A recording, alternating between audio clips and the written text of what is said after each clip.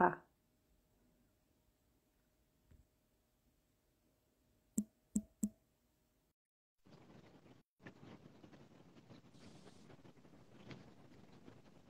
Hello, hello, j'ai et on est trouvé en le bon live. bouton. Eh, hello, salut Manu. Salut Evra, Coucou Evrard. salut Manu. Alors Evrard, normalement tu devrais avoir une notification qui te permet de parler avec nous dans le live. J'imagine qu'il faut que tu acceptes quelque part dans tes notifications.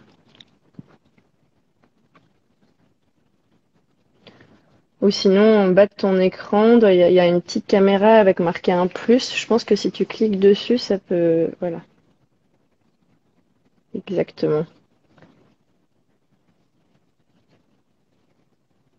Alors, C'est trop de accepter. suspense.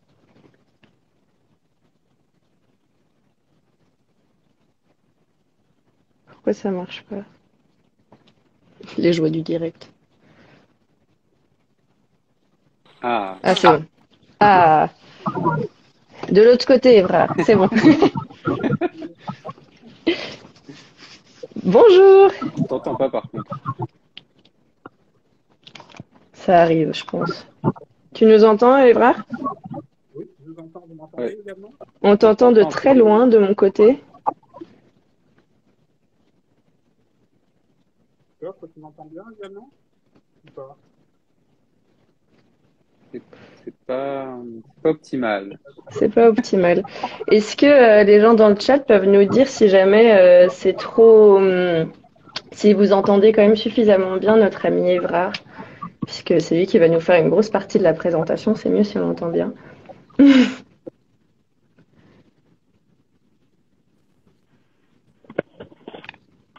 Et là, est-ce que vous m'entendez mieux comme ça? Ah, Ouais, voilà. c'est mieux. Ouais, c'est beaucoup mieux. Oui. Ah, ça Pas coupe optimal. Alice. Ouais, comme on est... Ouais, pas optimal. Comme on est trois, ça va être, je pense, un peu la guerre du réseau entre les réseaux de toutes les personnes connectées et nous trois ici. On va invoquer les esprits pour que ça se passe quand même bien. Cool. Merci Anaïs. Alors, bah, merci à tous les deux d'être présents pour ce petit live où on va parler du coup de la programmation neuro-oculaire, une invention sublime de Évrard que tu nous as enseigné pendant notre formation de coaching en juillet dernier et surtout pendant une vraie formation de PNO en septembre ou octobre, je me souviens plus maintenant. Et on va faire la, Octobre. la session 2 Octobre. Ah, en février. ouais, ouais. Et comme la technique est magique et impressionnante et extrêmement difficile à expliquer, je me suis dit, est-ce que ce serait pas l'occasion formidable de t'inviter pour que t'en parles, pour que tout le monde puisse connaître un peu mieux ce que c'est que cet outil et que tu nous racontes un peu et les origines et comment ça marche et patati patata et qu'on en profite nous pour te donner nos retours d'expérience en séance de quand on l'utilise, de pourquoi est-ce qu'on adore l'outil et voilà et donner aux gens à la fois l'envie d'essayer la pratique et peut-être même de se lancer dans une formation avec toi ou quoi ou qu'est-ce. Comme on est sur un live à 3, je propose qu'on fasse une rapide introduction de qui on est, juste pour que chacun puisse savoir. Donc moi, je suis Éléonore Claire.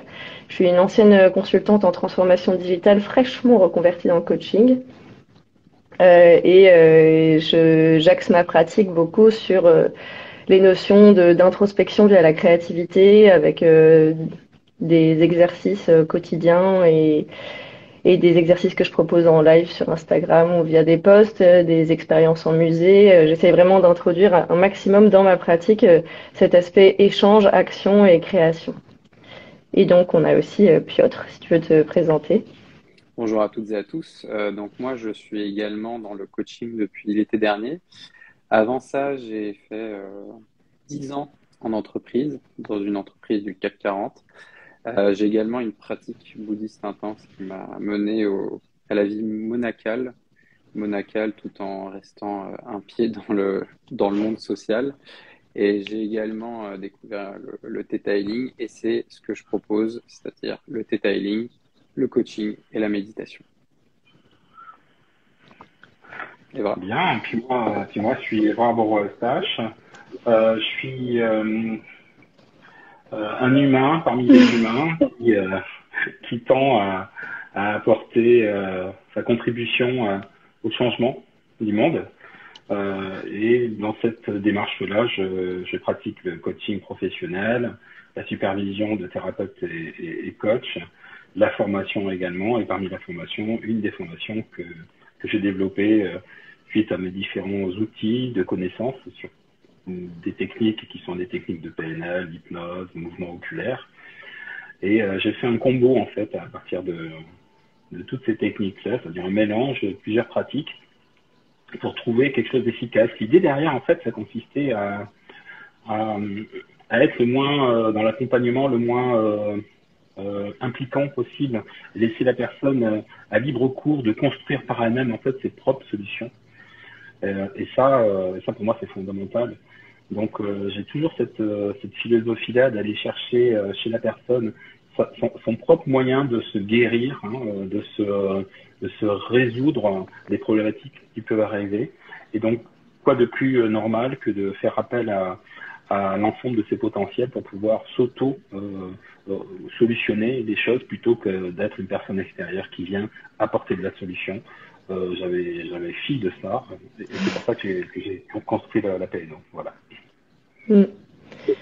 Ouais, c'est vraiment des éléments super essentiels que tu dis sur l'accompagnement, sur le fait de pas être tout le temps enfin justement d'être dans un accompagnement à l'autonomisation de la personne et pas dans quelque chose où tu vas lui insuffler toi-même ta propre vision et tes propres conseils.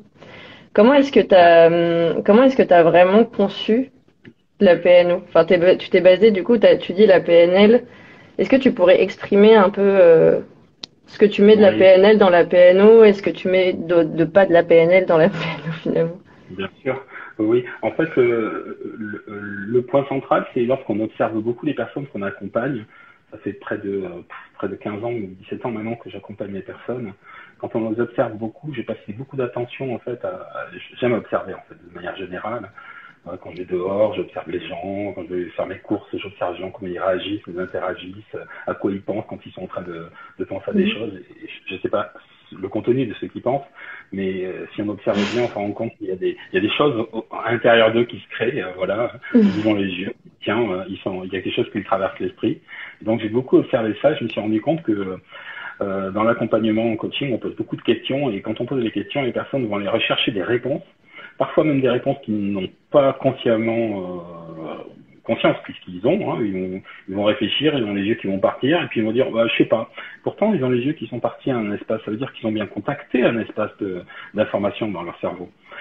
Et ça a été une première indice. Et puis au fur et à mesure, je me rendais compte que quand je posais des questions, toujours similaires à la même personne, au cours d'une séance, par exemple, de coaching pendant 1 heure, elle allait toujours au même endroit sélectionner un espace de réponse. Je me dis, tiens, c'est intéressant parce que je lui ai posé la même question il y a un quart d'heure et c'est le même endroit qu'elle va rechercher l'information en me répondant des fois je sais ou je sais pas. C'est bizarre ça. Ça veut dire bien qu'elle contacte bien l'information. Alors après, une fois qu'on a considéré ça, on peut essayer de comprendre ce qui se passe. Et si quand on s'intéresse un peu aux sciences et aux neurosciences principalement, on peut comprendre en fait que il y a des zones du cerveau, des synapses qui sont activées, il y a des neurones qui sont activés, des synapses qui vont faire des connexions entre les neurones. Et le cheminement de pensée en fait dans le cerveau, il est assez soit prévisible, soit totalement construit. C'est ce qu'on découvre en PNL. C'est ce qu'on découvre aussi dans les neurosciences. Alors moi, je ne vous ai pas dit, mais j'ai une formation de scientifique à l'origine. Donc cette formation de scientifique m'amène tout de suite à analyser qu'est-ce qui se passe en fait quand il se passe quelque chose. À quoi ça fait appel, qu'est-ce qui est généré, qu'est-ce qui s'active. Et donc cet intérêt-là m'a poussé à explorer un peu plus loin avec les neurosciences, comment ça fonctionne le cerveau, qu'est-ce qui se passe dans le cerveau, et puis les liens qu'il y a avec la PNL. La PNL, c'est la programmation linguistique. Donc à travers les mots, il y a tout de suite des informations qui sont dans les neurones qui sont activées. La PNO, c'est la programmation neuro-oculaire. Donc là, j'ai fait le parallèle en fait, c'est-à-dire que il y a de la programmation et cette programmation, elle va être connectée avec le mouvement des yeux, tout simplement. Ok. Et est-ce que tu pourrais nous décrire un peu comment ça marche une séance? Alors, une séance, ce qui me plaît dans les séances de PNO, c'est que je n'attends pas une réponse verbale de la personne. Et c'est pour ça que c'est vachement bien, parce que la personne peut aller explorer n'importe quel sujet sans avoir besoin de me l'exprimer, de me le nommer, de me le verbaliser. Donc, je lui pose des questions, et les questions, elle y répond par les yeux, par la recherche d'informations avec les yeux. De sorte que, au fur et à mesure qu'elle répond par les yeux à ces questions, je vais lui demander de relier certains points qu'elle a contactés avec les yeux avec d'autres points. Ça crée des liens neuronaux. Donc c'est donc une spatialisation, le mouvement des yeux, de ce qui se passe dans le cerveau. C'est un petit peu comme au cinéma, vous avez le projectionniste, là, qui a le gros appareil à projection, il y a la bande, il y a le film, et puis ensuite c'est projeté sur l'écran. Le mouvement des yeux, en fait, c'est l'écran qui projette l'information, et ce qui se passe, en fait, la bande, elle est à l'intérieur du cerveau. Voilà.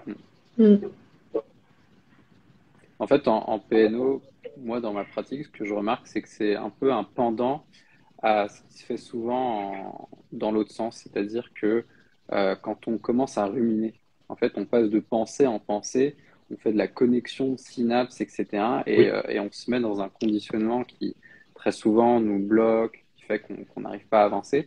Alors que là, on fait le contraire. On est en train de construire des nouvelles connexions pour avoir un conditionnement qu'on a choisi nous et dans lequel on se sent bien. C'est très juste ce que tu dis. C'est qu'on va avoir souvent la mesure d'une personne qui va avoir des questions de rumination, c'est-à-dire qu'elle va se poser les mêmes questions pour se donner les mêmes réponses, pour avoir les mêmes logiques, et c'est toujours les mêmes informations qu'elle contacte avec les yeux, et donc les mêmes informations qu'elle contacte dans le cerveau. Maintenant qu'on a compris que ce qu'on contacte avec les yeux, c'est ce qu'on contacte dans le cerveau. Et elle rentre en boucle à l'intérieur, sans jamais en sortir. Mon intérêt en tant qu'accompagnant va consister à lui poser des questions qui sortent de sa représentation, de sa carte du monde, de ce qu'elle pense être. Donc des questions qui sont surprenantes, donc des questions qu'on appelle des questions fortes, ce qu'on va retrouver en coaching d'ailleurs. Hein. Donc ces questions fortes-là vont l'amener à contacter d'autres informations et les relier, les faire rentrer dans cette boucle mentale différemment. Ça change en fait, c'est un peu comme un satellite qui va changer d'orbite. Plutôt que tourner sur la même orbite, on change d'orbite, c'est-à-dire qu'on comprend autre chose et on perçoit différemment la planète Terre.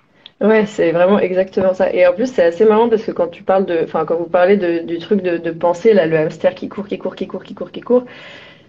y a aussi avec la PNO ce truc de poser l'attention sur cet hamster qui court. C'est-à-dire, au lieu de le laisser courir, il y a un moment où tu dis genre, ok, t'as eu cette pensée, elle est là, très bien. Donc maintenant, tu la poses là, cette pensée, et on va aller en regarder une autre. Et comme ça, Voilà. tu peux vraiment redécaler l'attention et partir sur exactement ce que tu dis, un genre de nouvelle orbite qui tourne différemment. Ça, c'est vachement sympa. Alors on va le retrouver, hein, cette technique de la PNO fait partie de la famille des techniques des mouvements oculaires au sens large. Donc il y en a une qui a été très médiatisée évidemment, qui est le MDR. Ouais, j'allais te poser la question. Ouais, tout à fait. Il y a aussi il y a l'IMO aussi, qui est une autre approche. T'as l'EMA également. C'est des approches en fait de mouvements oculaires, tout cela. Donc on fait partie avec la PNO de la même famille, de la famille des mouvements oculaires. Chacune ayant une spécificité. Changer d'orbite en bougeant ses orbites, ouais. Et en bougeant pas autre chose. Non, pardon. Oui, en bougeant les orbites. Oupsie. Et du coup, moi, souvent, quand je parle de la PNO en séance ou quand je veux la proposer à des gens, on me fait justement tout le temps dire, ah ouais, mais c'est exactement comme le MDR. Donc, ce qui est marrant, c'est que c'est pas exactement comme le MDR parce que dans le MDR, l'accompagnant va vraiment guider la pensée de l'autre personne. Tu vas vraiment aller accompagner le regard et c'est l'accompagnant qui justement est en intervention vis-à-vis du rapport avec le client, enfin avec son patient en l'occurrence. Pour vraiment guider et ranger les pensées là où elles sont, alors qu'en PNO, tu es vraiment dans un démarrage qui est personnel du patient. Exactement. C'est très juste ce que tu dis, c'est que en EMDR, les mouvements oculaires sont guidés. C'est-à-dire que le praticien de EMDR va poser ses doigts devant les yeux de la personne et lui dire suivez le mouvement de mes doigts. Voilà, suivez mes doigts et la personne va suivre avec les yeux les mouvements qui sont des mouvements en fait pour réencoder ailleurs dans d'autres espaces du cerveau des émotions liées à des événements traumatiques souvent, pas que mais souvent. Alors, ça veut dire que là il y a une intervention guidée, dirigée du praticien en EMDR. En PNO, il n'y a pas cette dimension-là, en fait. On est sur des mouvements oculaires qui sont libres. C'est-à-dire que c'est la question qui amène la personne à sa réponse. C'est différent à ce niveau-là. Donc, on est sur une orientation orientée solution. On n'est pas sur une orientation orientée problème. C'est exactement comme coaching thérapie, quoi. Exactement. Donc, on est sur une dimension qui est plutôt coaching que thérapeutique. Cela n'empêchera en rien de résoudre le problème à partir du moment où on travaille sur l'orientation solution. Ouais. Ok. Donc là, tu l'as déjà un peu abordé. Si tu pouvais faire un petit récapitulatif des avantages de la PNO en tant que pratique. Oui. Alors, avantage de la PNO en tant que pratique, le premier avantage, c'est que la personne peut travailler sur n'importe quel sujet sans même avoir besoin de l'exprimer. On va le retrouver avec des publics où c'est difficile pour eux de parler. Donc, on n'est pas sur des sessions où on va être amené à parler pour parler, comme on peut le faire avec un psy qui va nous questionner, qu'est-ce que vous pensez de ci et pourquoi vous faites cela. On n'est pas du tout dans cette modalité-là. On pose des questions, on n'attend pas de réponse en fait. On est OK, de quoi avez-vous besoin? Qu'est-ce qui est la chose la plus importante? Qu'est-ce que ça vous apporte en plus? Mais on n'attend pas la réponse verbale, on attend que la réponse oculaire. Et à mesure qu'elle contacte sa réponse oculaire, on lui demande de relier.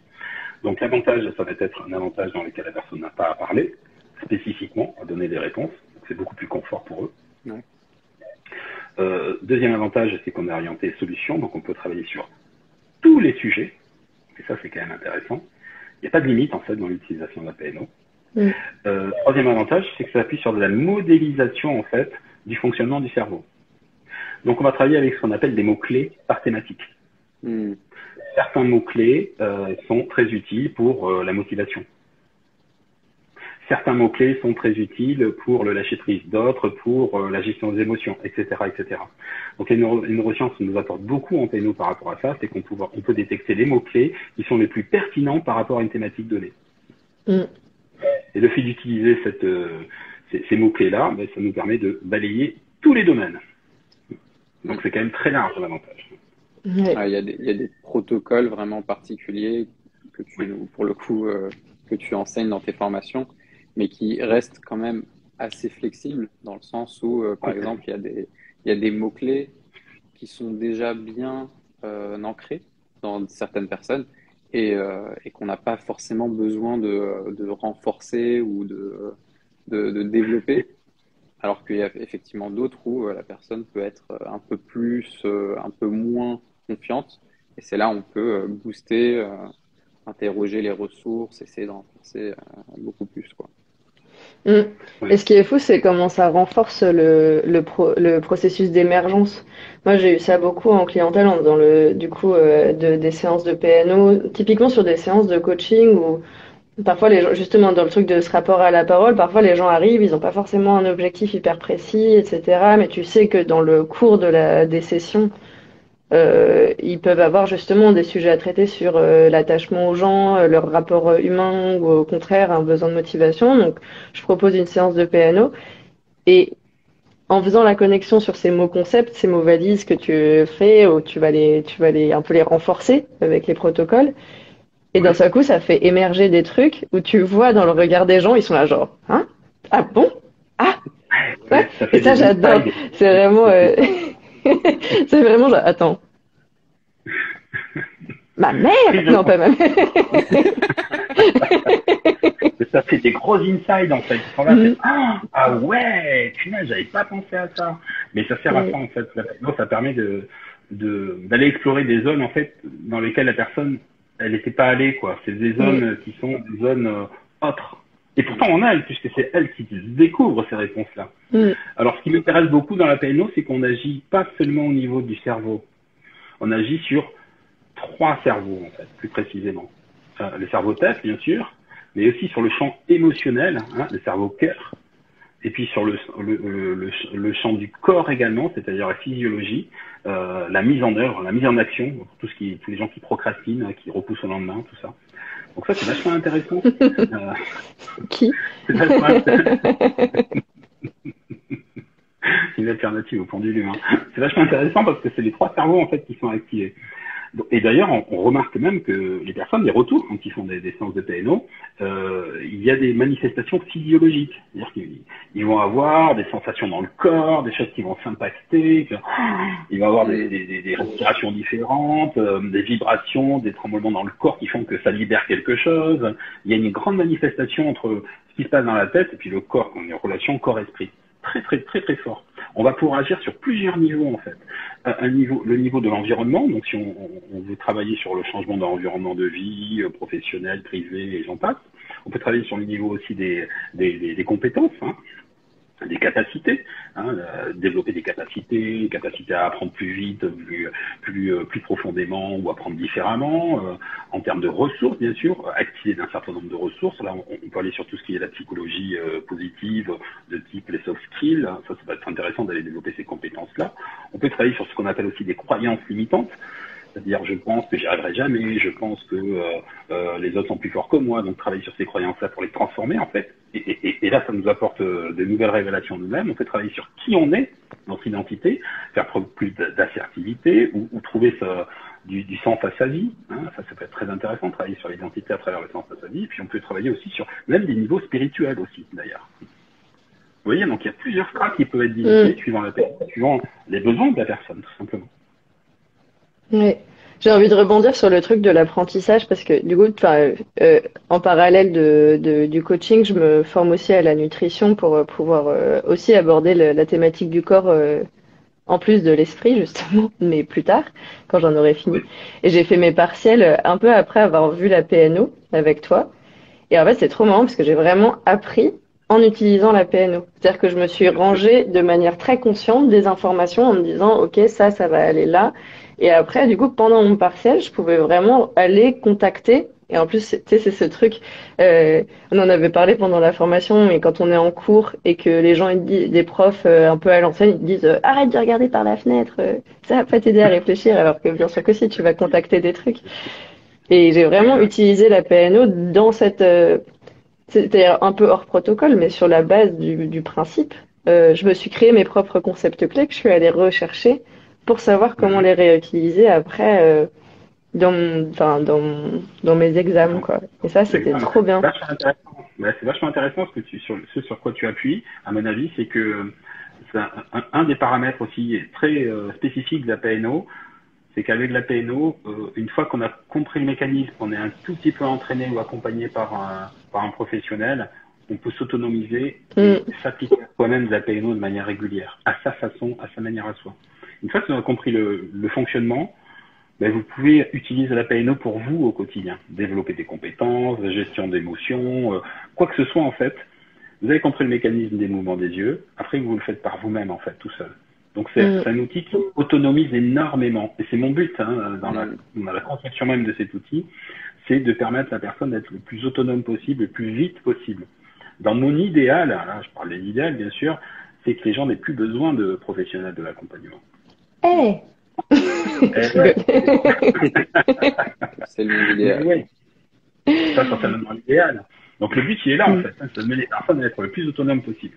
Moi, je voulais rebondir sur le fait que justement on verbalise pas. Je me souviens pendant l'une des formations qu'on a faites, j'étais cobaye, je savais pas sur quoi travailler, et tu me poses la question et en fait tac direct. Et ça interroge l'inconscient. C'est-à-dire que moi je sais pas, mais mon inconscient il sait, mon corps il sait, et c'est là que ça devient beaucoup plus intéressant. Et en deux questions, j'avais les larmes aux yeux. Alors que 2 secondes avant, je suis là, bon, je sais pas sur quoi bosser. C'était genre, j'étais un peu en dilettante, ok, d'accord, bon, on va voir. Et hop, direct, en 2 temps de mouvement pratiquement, j'étais les larmes aux yeux et j'étais sur un sujet très lourd, mais très important pour moi, quoi. Donc, ce côté où en fait, le fait de ne pas verbaliser, c'est extrêmement simple, enfin, c'est extrêmement bien parce que d'une part, on se sent en sécurité. Parce que voilà, on est dans notre zone de confort parce qu'on peut exprimer par les yeux. Et à côté de ça, on se sent en sécurité parce qu'on n'a pas peur de la réaction des gens par rapport à ce qu'on va dire.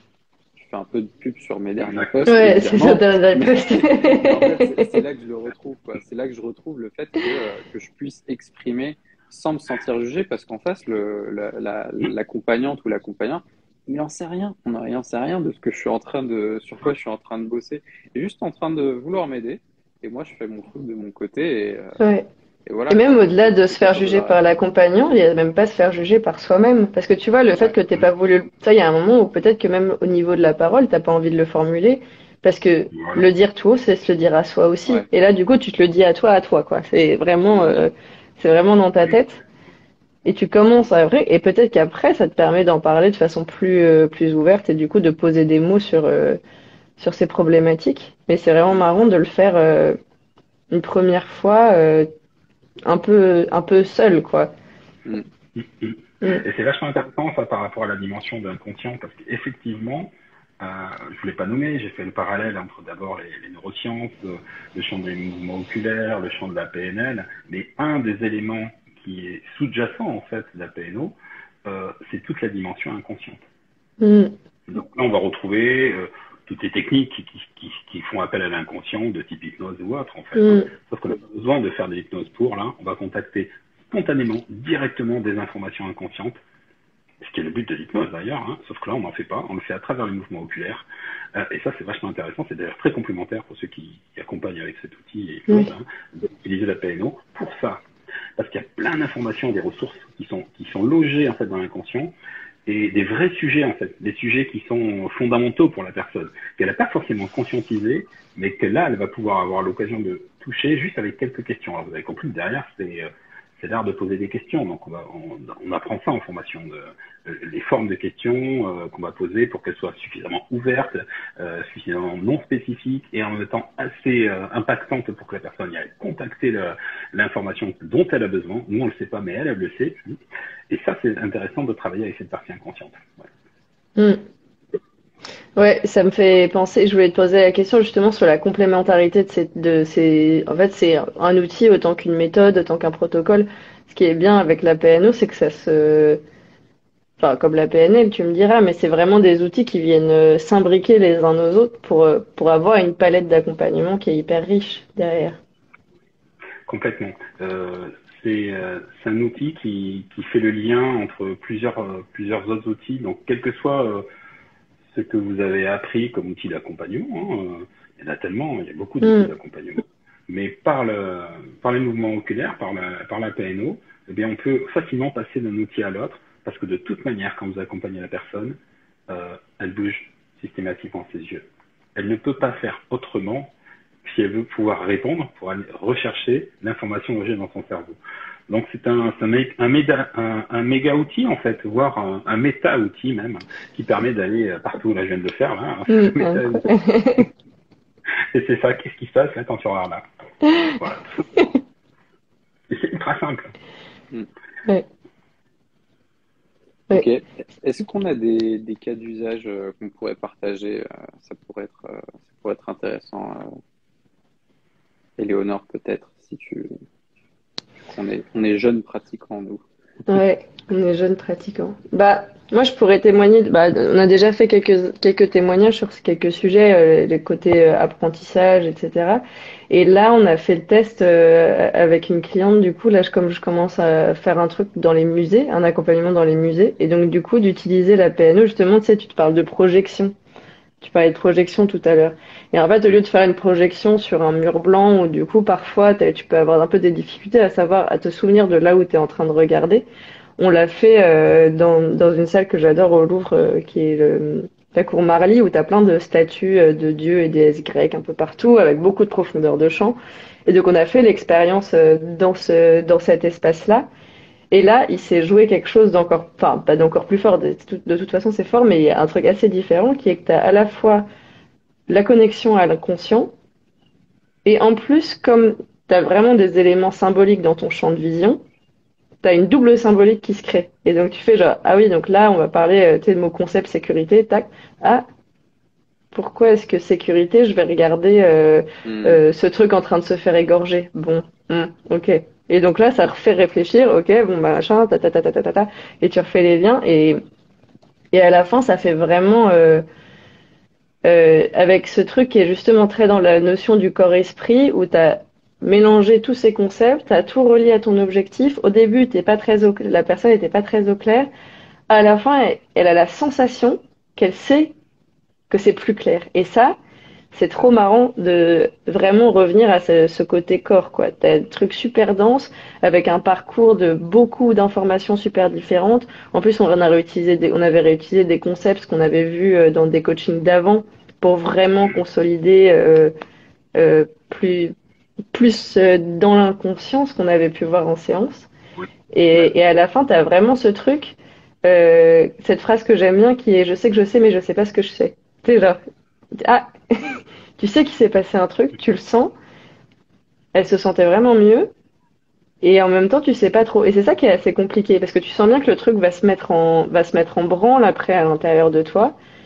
Et ouais, c'était hyper riche. Et à chaque fois, c'est hyper marrant. Ça fait toujours ce truc, on sait pas. Excellent, ça, ouais.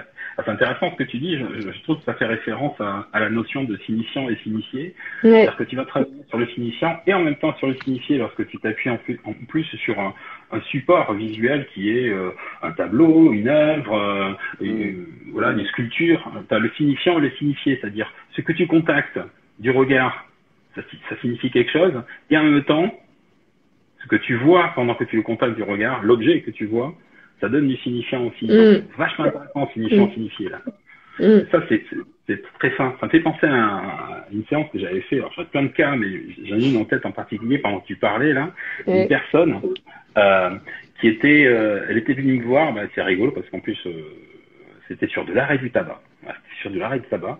Un monsieur qui travaillait dans le bien-être, massage, zen, qui travaillait vraiment beaucoup dans toute cette dimension-là, qui était parfaitement aligné dans son alimentation également, dans son hygiène de vie, sauf que au milieu il y avait les gros cailloux qui fumaient. Et ça, c'était inconcevable par rapport à lui, à sa représentation, à l'image qui se renvoyait. Il sentait le tabac en plus de l'ilang-ilang. Voilà, c'est ilang plus tabac, quoi. Donc, il n'était pas OK avec ça, hein, monsieur. Il n'était pas du tout OK.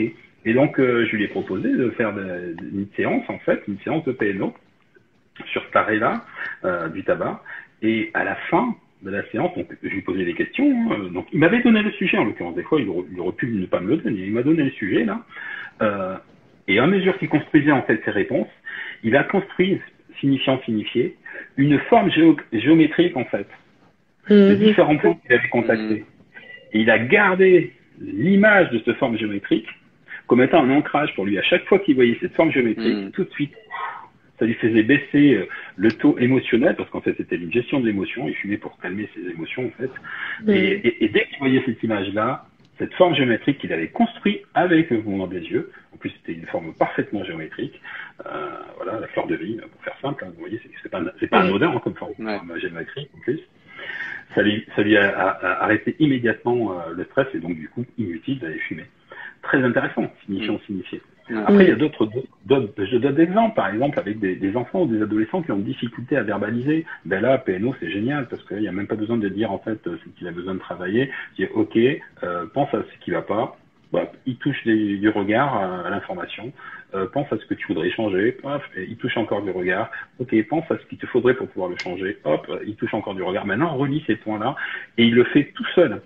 Et à l'arrivée, je me souviens de Sado. Je lui dis, ben, continue maintenant à le faire sur d'autres sujets. Et je disais plus rien, je le regardais, il faisait tout seul. Il avait compris le mécanisme, il bougeait les yeux et il se répondait à lui-même. C'est vraiment une technique de flemmard, ça, Evra. Hein. C'est vrai.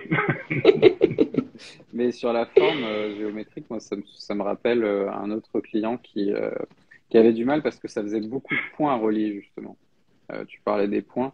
Et il galérait jusqu'à ce que je lui dise OK, mais est-ce que ça te rappelle quelque chose? Il me fait ça ressemble à un bateau. OK, ça ressemble à un bateau. Donc là, il avait son ancrage. Bateau, ancrage, l'encre, enfin bref, c'est encore plus fort. Mais derrière, il peut dessiner en fait avec son esprit, un peu comme en Gestalt, quoi. C'est une manière de relier les points. Moi, je pense à une autre séance qui était génialissime. C'est avec mon protocole préféré celui sur l'intelligence dynamique. Donc, en fait, l'intelligence dynamique, c'est celle qui est plus liée à la créativité, celle où on va pouvoir sortir de manière de penser habituelle pour être résilient, pour être dans la volonté, dans le fait de trouver ses ressources, et versus l'intelligence statique qui est ce qu'on nous enseigne à l'école, c'est-à-dire faire du par cœur, réciter, etc. Ce qui est aussi très utile, hein, la mémoire, mais globalement, vu qu'on nous enseigne vraiment presque que ça, derrière, il y a des gens, c'est extrêmement dur pour eux d'en sortir. Et cette personne, en fait, elle avait été élevée que dans l'intelligence statique. Elle avait réussi à en tirer des très bons résultats, mais aller sur la créativité, rien que le mot créativité, c'était ultra dur pour elle. Et en fait, on a fait le protocole de PNL, et à un moment, il me fait, mais Piotr, mais qu'est-ce que tu as fait là? Mais c'est quoi cette magie là? Qu'est-ce que tu m'as fait? Et il se sentait super bien. Il fait, mais qu'est-ce qui s'est passé là? C'était trop bien, quoi. C'est les fameux insights dont on parlait, là. C'est ça. Ça fait des insights, des prises de conscience, Ouais. des trucs qui font presque magiques, quoi, en fait. C'est les courts-circuits, quoi. Bah, ça explose, quoi. Alors, quand tu parles de ça, Positivement, ouais, Oui. en plus, quand tu parles de court-circuit, c'est vachement intéressant parce que si on devait le comparer par rapport à un ordinateur, c'est pas du software, c'est du hardware. C'est-à-dire que c'est vraiment des connexions neuronales que l'on fait en bougeant les yeux. Ouais. Donc c'est pas de la création mentale pour de la création mentale. Quand on lui demande de bouger les yeux et de relier certains points du regard à d'autres, ça va envoyer des impulsions électrochimiques, qu'on appelle des synapses en fait, entre deux neurones. Donc on crée une véritable cheminement de pensée nouveau qui n'existait pas et qui reste durablement, puisque c'est vraiment connecté. Ouais, c'est ce que j'allais demander sur la durée, tu vois.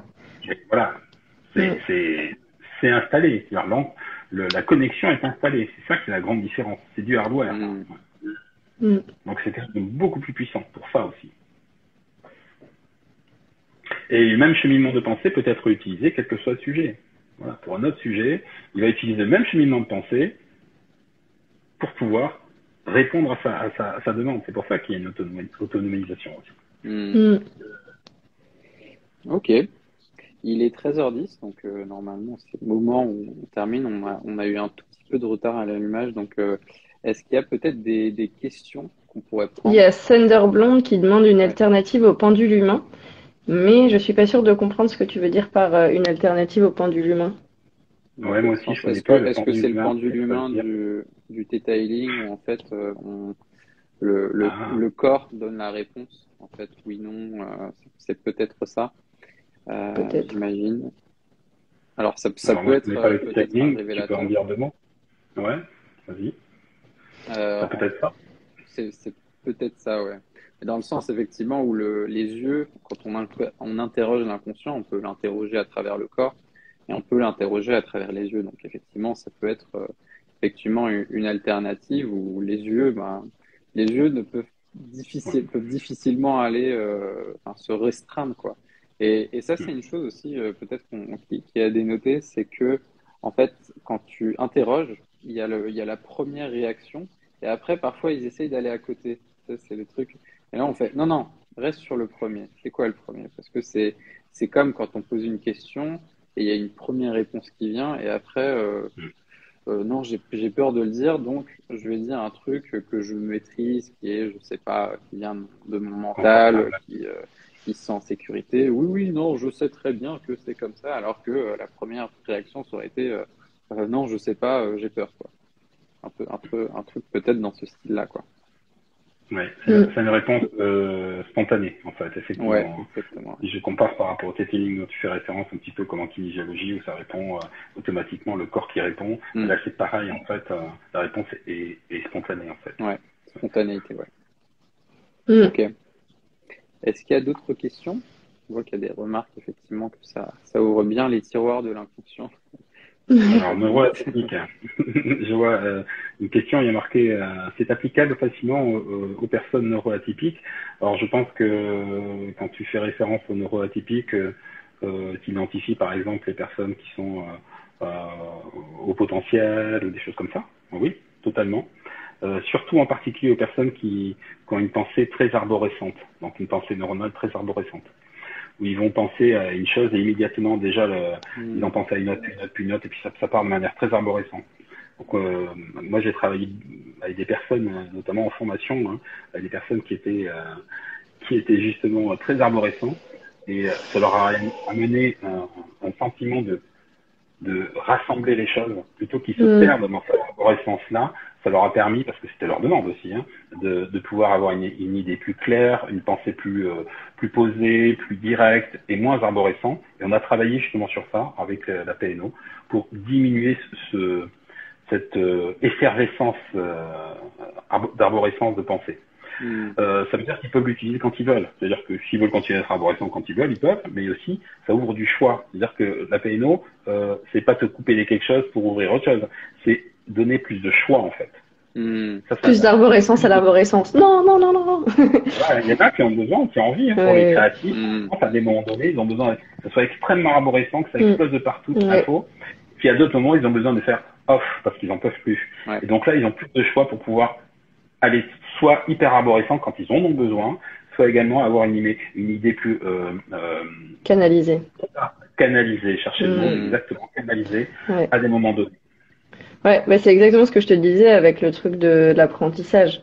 Parce qu'il y a un moment où quand tu es justement dans ce truc de rumination, où tu as beaucoup de pensées qui viennent les unes à la suite des autres, où c'est très très envahissant, tu t'apprends à t'autonomiser aussi en faisant bon, après c'est quand même pas facile, c'est pas une solution miracle, mais ça aide vachement dans des moments précis. Ouais. Et puis émotionnellement surtout derrière, hein, c'est épuisant des fois d'avoir effectivement une pensée trop arborescente sur des sujets, surtout sur des sujets où il n'y aurait pas besoin, mais ça vient tout seul. Donc là, on aide la personne à ce qu'elle reprenne du pouvoir sur elle-même en fait. Exactement. Et du coup, Piotr, tu trouves que ça fait quoi Pardon, non mais je voulais te poser une question par rapport à la méditation et la PNO. Tu ferais quoi comme lien? Moi, le lien que je verrais, c'est que tout simplement, le flot de pensée, en bouddhisme, on dit que le flot de pensée, de toute manière, il s'arrête jamais. Donc ça c'est une chose.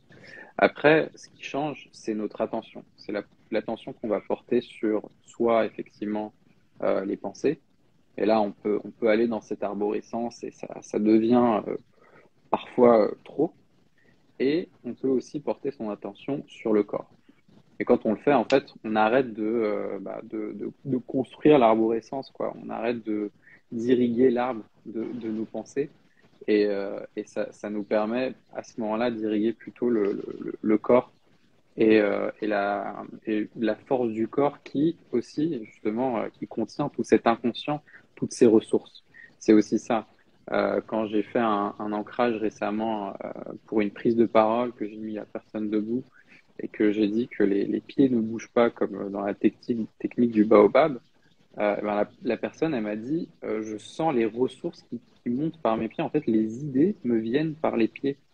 Donc, cette manière de sentir le corps, de concentrer son attention dessus, ça permet aussi de renforcer la richesse et l'intelligence de l'inconscient. Mais derrière, le conscient, la pensée qui est toujours en flot, elle est super importante aussi. Ça dépend tout simplement des situations. C'est un peu en bouddhisme, on dit on remet les choses à leur place, quoi, tout simplement. La pensée, pour la planification, et ensuite le corps pour la majorité. Et on essaie tout simplement d'éviter les trucs, les pensées inutiles, quoi, de porter notre attention sur, je sais pas, de la culpabilisation, du jugement inutile, des choses qui nous apportent rien et qui nous font évidemment juste souffrir. Oui, alors tu vois, c'est intéressant parce qu'on va retrouver le parallèle avec la PNL où on va travailler sur ce qu'on appelle la ligne du temps, c'est-à-dire le passé, le présent, le futur, où il y a un certain nombre de personnes qui vont avoir une représentation du temps dans lequel ils vivent l'instant présent. Et on va le retrouver beaucoup dans toutes les approches asiatiques, notamment, où l'instant présent est extrêmement important. Et du coup, quand on est installé dans l'instant présent, les pensées, la rumination intellectuelle du qu'est-ce que je vais faire dans telle situation ou qu'est-ce que j'ai fait dans telle situation sont absentes puisqu'on est associé à l'instant présent à travers la corporalité. Et puis il y a des représentations du temps où justement, plutôt occidentales en l'occurrence, où la rumination continue et on est sans arrêt dans un flot de pensée, de création, et on ne vit plus l'instant présent. Mais tu vois, ça c'est en PNL, on travaille sur des exercices de PNL qu'on peut modéliser très facilement en PNO, dans lesquels on va pouvoir s'associer dans l'instant présent quand on en a besoin, ou alors se mettre dans la préparation de projets, de stratégies organisées. Et là, on est dans une projection future de mettre en place, développer une activité, par exemple, ou quoi que ce soit d'autre. Mais on peut choisir, en fait, et par les mouvements oculaires, qui est une modélisation, en PNO, on va pouvoir modéliser des techniques de PNL, faire cela quand on le veut. On va être dans l'instant présent, on va faire un certain nombre d'exercices de mouvement oculaire qui font que ça nous rassemble immédiatement. Maintenant, on veut être dans une option préparation de projet, orientation préparation de projet, et là, c'est d'autres mouvements oculaires qui vont activer toute cette capacité-là de générative, tout simplement. C'est ça qui est génial, c'est la notion de choix, en fait, que tu peux t'accorder. Avec le travail que tu fais en PNL ou en PNO, enfin, de toute façon, dans les accompagnements, c'est que tu t'offres du choix. Et ça, c'est vraiment, c'est tellement réjouissant, au lieu d'être tout le temps dans le même tunnel dans lequel t'avances, et puis tu te cognes contre les murs et t'as l'impression que t'as pas d'autre porte de sortie, et ben d'un seul coup, tu crées des ouvertures partout, quoi. Et c'est toi qui fais ton propre chemin. Et ça, c'est super chouette. Est-ce qu'on a d'autres questions? Peut-être. Parce que ça a été super riche, hein. On a un peu dépassé, mais je pense que c'était intéressant aussi de pouvoir parler des cas d'usage, justement. Plutôt que parler de ce que c'est, mais témoigner à travers nos expériences. En pratique. Ouais. Bon, en tout cas, j'étais ravi que vous m'ayez invité sur cette session-là. C'était super. Ouais. Merci beaucoup d'être venu. C'était un premier live, je pense, pour nous tous. Les débutants d'Instagram. Vous nous direz si c'était intéressant en commentaire. Et du coup, je pense que d'après mes connaissances profondes sur Instagram, je pense que ça devient un replay, ce truc-là, qui sera du coup accessible au moins sur mon compte, mais probablement sur nos 3 comptes puisqu'on est tous connectés. Je sais pas. Mais au pire, de toute façon, je vous l'enverrai et on pourra faire des renvois pour les gens qui trouvent ça génial de réécouter ce super live. Bah, écoutez, j'ai été ravi de ce moment-là. Ceux qui sont intéressés, vous revenez vers nous, l'un ou l'autre, et puis on vous donnera les infos sur la PNO. Si vous voulez en voir un peu plus, des vidéos, vous avez des vidéos sur des techniques de PNO sur la chaîne YouTube de BI, de ma structure. C'est YouTube, BI, formation, et vous allez voir, il y a PNO et des vidéos en fait de séances réalisées, donc ça vous donnera des informations en étant spectateur. Il y a plusieurs sessions de formation qui sont présentées. La prochaine, on se voit bientôt dans la semaine prochaine sur une session de formation pour le niveau supérieur. Donc, merci à vous et à bientôt. Merci beaucoup. Merci beaucoup, Evra. À très bientôt. À bientôt et bon appétit à tous. Merci à toutes et à tous. Bon appétit. Au revoir.